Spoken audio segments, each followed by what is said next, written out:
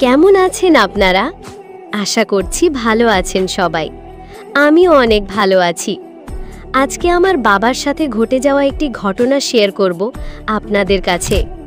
অনুগ্রহ করে ভিডিওটি টেনে দেখবেন না, প্রথম থেকে শেষ পর্যন্ত দেখুন আর ভিডিওটিতে একটি লাইক দিয়ে দিন।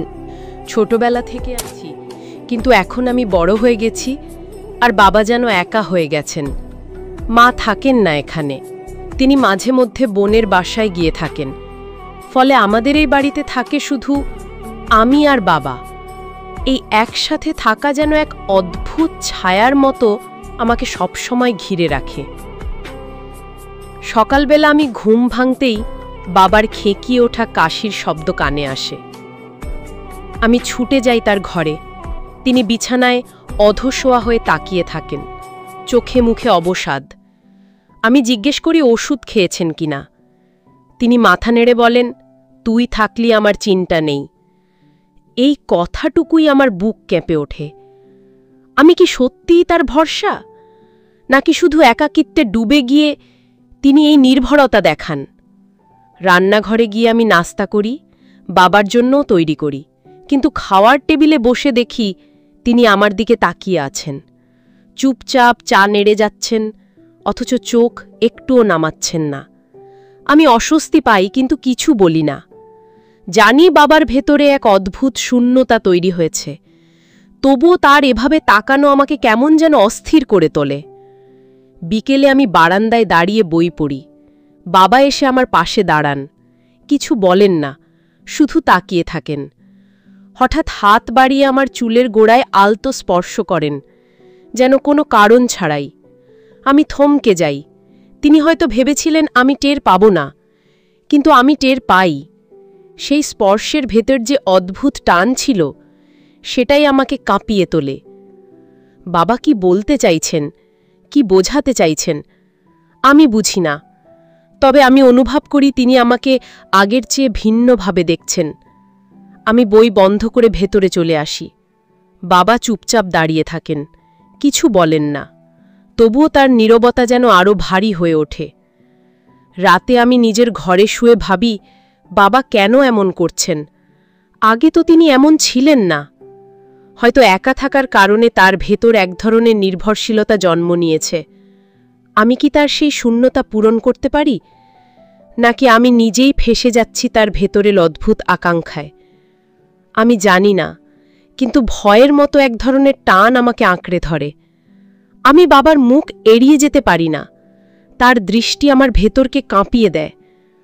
রাতে ঘুম ভাঙলে দেখি বাবা আমার ঘরের দরজার বাইরে দাঁড়িয়ে। আমি ভয়ে কেঁপে উঠি। তিনি কিছু বলেন না, শুধু দরজার আড়াল থেকে আমার দিকে তাকান। আমি ডাক দিই, তখন তিনি ধীরে ধীরে সরে যান। এই ঘটনাটা আমাকে আরও ভেতর থেকে অস্থির করে তোলে। আমি জানি না এই পথ আমাকে কোথায় নিয়ে যাবে। আমি বাবাকে ভালোবাসি, তার প্রতি মায়া আমার বুক ভরে রাখে, কিন্তু সেই মায়ার সাথে মিশে যাচ্ছে অদ্ভুত এক টান, যা আমাকে বিভ্রান্ত করে। আমি চাই মা এখানে থাকুক, অন্তত এই চাপা অস্বস্তি ভাঙুক, কিন্তু মা তো দূরে, বোনও নিজের সংসারে ব্যস্ত। আমি আর বাবা শুধু দুজন। এই ঘরে নিঃশব্দে সময় কেটে যায়। প্রতিটি মুহূর্তে আমি টের পাই বাবার ভেতর একটা পরিবর্তন হচ্ছে। তিনি আমাকে আগের মতো সাধারণভাবে দেখছেন না, বরং তার নীরবতার দৃষ্টি আমাকে আঁকড়ে ধরছে। আমি ভয় পাই, আমি দ্বিধায় থাকি, তবুও আমি তার কাছ থেকে দূরে যেতে পারি না, কারণ আমি জানি বাবা ছাড়া আমার কেউ নেই, আর বাবা আমার সব কিছু। সেদিন বিকেলে আমি ঘরে পড়াশোনা করছিলাম। মা কয়েকদিনের জন্য বোনের বাসায় গেছেন, তাই পুরো বাড়িতে শুধু আমি আর বাবা। চারপাশ যেন আরও নীরব হয়ে উঠেছে। প্রতিটি দেয়াল যেন চাপা শব্দে কেঁদে ওঠে। আমি বুঝতে পারি বাবার ভেতর কিছু একটা চলতে থাকে। তিনি হঠাৎ আমার ঘরে এসে দাঁড়ান, হাতে এক গ্লাস পানি। বলেন, তুই সারাদিন পড়ছিস, একটু পানি খা। আমি গ্লাসটা নিই, কিন্তু তার চোখে এক অদ্ভুত দৃষ্টি টের পাই, যেন তিনি আমার ভেতরটা পড়তে চাইছেন। আমি কিছু না বলে গ্লাসটা নামিয়ে রাখি। বাবা আমার বিছানার পাশে বসে পড়েন। আমি অবাক হয়ে বলি, বাবা, কিছু লাগবে? তিনি চুপ করে মাথা নাড়েন, কিন্তু সরে যান না, বরং ধীরে ধীরে আমার হাতটা নিজের হাতে নেন। আমার বুক ধক করে ওঠে। আমি টের পাই তার হাতের কাঁপুনি, যেন তিনি কিছু বলতে চাইছেন, কিন্তু থেমে যাচ্ছেন। আমি নীরব হয়ে যাই। বাবার মুখে অদ্ভুত ক্লান্তি আর টান। তিনি ফিসফিস করে বলেন, তুই ছাড়া আমার আর কেউ নেই, আমি অনেক একা হয়ে গেছি। আমি তার দিকে তাকাই, কি উত্তর দেব বুঝতে পারি না। শুধু মনে হয় এই কথার আড়ালে লুকিয়ে আছে গভীর এক আকাঙ্ক্ষা। আমি হাত ছাড়াতে চাই, কিন্তু বাবার মুঠি শক্ত হয়ে ওঠে। তিনি আমার চোখের দিকে তাকিয়ে নীরব হয়ে যান। সেই নীরবতা আমাকে কাঁপিয়ে তোলে। আমি মনে মনে চাই তিনি যেন সরে যান, কিন্তু তিনি নড়েন না, বরং ধীরে ধীরে আরও কাছে সরে আসেন। আমি কেঁপে উঠে উঠে দাঁড়াই, বলি, আমি রান্নাঘরে যাচ্ছি। বাবা তখন হঠাৎ থমকে যান, মাথা নিচু করে বলেন, যা। আমি বেরিয়ে আসি, কিন্তু আমার বুকের ভেতর ঢেউ খেলে যায়। আমি বুঝি বাবা কিছু করতে চাইছিলেন, যদিও শেষ পর্যন্ত করেননি। তবু সেই মুহূর্ত আমাকে ভীষণ অস্বস্তিতে ফেলে দেয়। রাতে খাবার সময় তিনি সাধারণভাবে কথা বলার চেষ্টা করেন, কিন্তু তার দৃষ্টি বারবার আমার উপর এসে থেমে যায়। আমি খেতে খেতে মুখ নামিয়ে রাখি, যেন চোখ মেললেই সব প্রকাশ হয়ে যাবে। খাওয়ার পর তিনি বসে থাকেন। আমি উঠতে চাইলে তিনি বলেন, আরও একটু বসো। আমি বসে যাই, কিন্তু ভেতরে ভেতরে অস্থির হয়ে পড়ি। বাবার হাত ধীরে ধীরে আমার কাঁধে আসে। আমি হঠাৎ কেঁপে উঠি। তিনি টের পান, আবার হাত সরিয়ে নেন, কিন্তু আমি বুঝি তিনি ভেতরে ভেতরে লড়ছেন। একদিকে তার ভালোবাসা, আর অন্যদিকে এক অদ্ভুত আকর্ষণ। আমি জানি না এই অবস্থাকে কিভাবে সামলাব। আমি তো তার মেয়ে, অথচ আমাদের মাঝে জমে উঠছে অদ্ভুত এক দূরত্বহীনতা, যা স্বাভাবিক নয়। আমি রাতে বিছানায় শুয়ে বারবার ভাবি, বাবা কেন এমন করছেন? তিনি কি একাকিত্বের কারণে ভেতরে ভেঙে পড়েছেন, নাকি আমার উপর তার নির্ভরশীলতা এতটাই বেড়ে গেছে যে সীমা ভেঙে ফেলতে চাইছেন? আমার চোখ ভিজে ওঠে। আমি বাবাকে হারাতে চাই না, কিন্তু তার এই আচরণ আমাকে ভেতরে ভেতরে ভেঙে দিচ্ছে। আমি চাই মা তাড়াতাড়ি ফিরে আসুন, যেন বাবার এই পরিবর্তন থেমে যায়। তবুও আমি জানি সামনের দিনগুলো আরও অস্থির হবে, কারণ বাবার নীরব দৃষ্টির মধ্যে আমি টের পাই তিনি থামবেন না। তিনি হয়তো আবারও চেষ্টা করবেন, আর আমি জানি না তখন আমি কিভাবে নিজেকে সামলাব। রাতগুলো এখন আমার কাছে ভয়ের মতো হয়ে উঠছে। মা না থাকায় পুরো বাড়িটা নিঃশব্দ আর ভারী হয়ে থাকে। প্রতিটি করিডোরে হাঁটার সময় মনে হয় কারো পদশব্দ শুনতে পাচ্ছি, অথচ আসলে কেউ নেই। আমি জানি শুধু আমি আর বাবা আছি, তবুও মনে হয় এক অদৃশ্য উপস্থিতি আমাদের মাঝে ঘুরে বেড়াচ্ছে। সেদিন রাতে আমি আলো নিভিয়ে শুয়েছিলাম। হঠাৎ শুনলাম বাবার কাশি থেমে গেছে, বরং করিডোরে ধীরে ধীরে কারো হাঁটার শব্দ। আমি বুঝে যাই বাবা। তিনি আমার ঘরের দরজার সামনে এসে দাঁড়ান। আমি শ্বাস আটকে রাখি।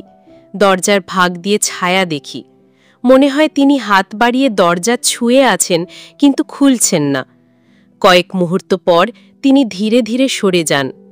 তবুও সেই মুহূর্তটা আমার বুক কাঁপিয়ে দেয়।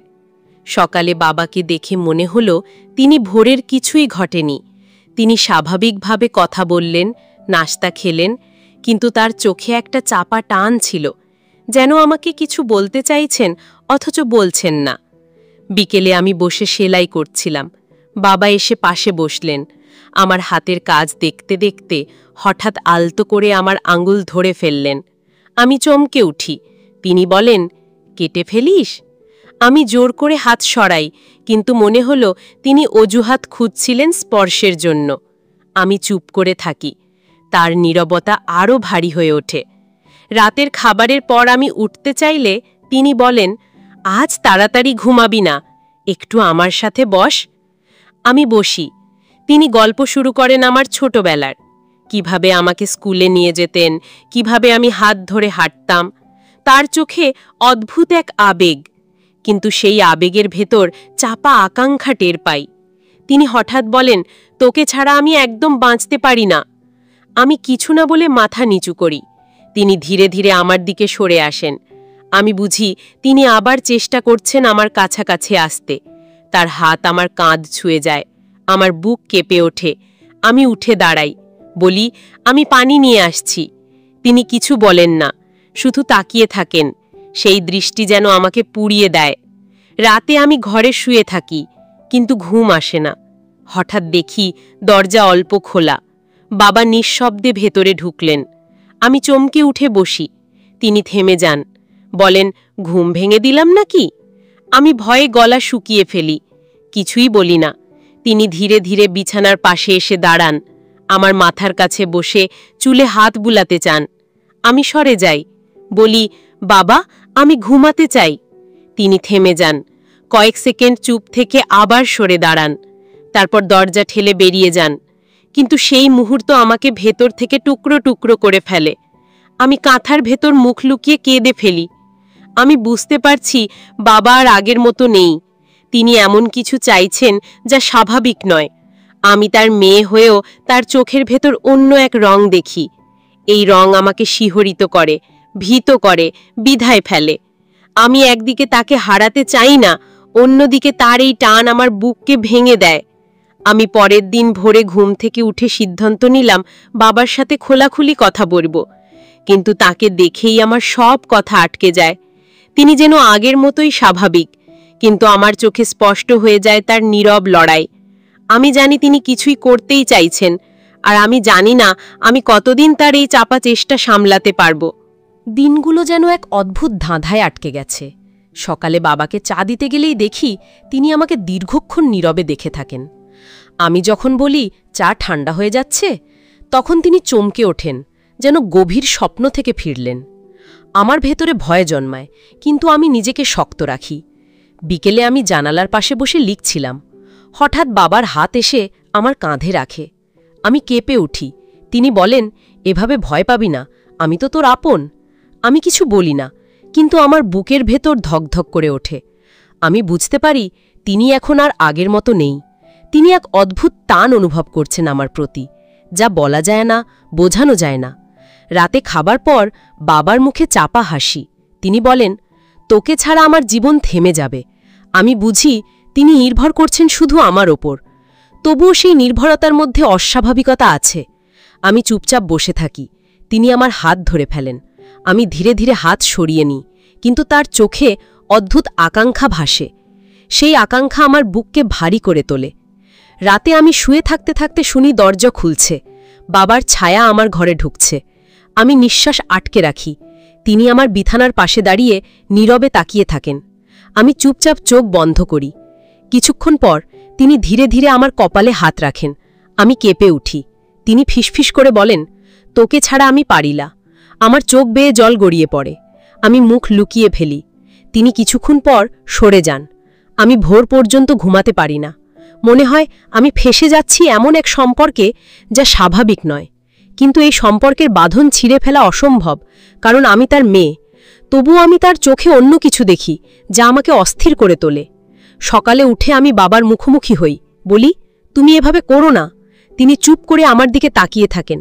তার চোখে লজ্জা নেই, বরং গভীর টান। আমি বুঝতে পারি তিনি থামবেন না।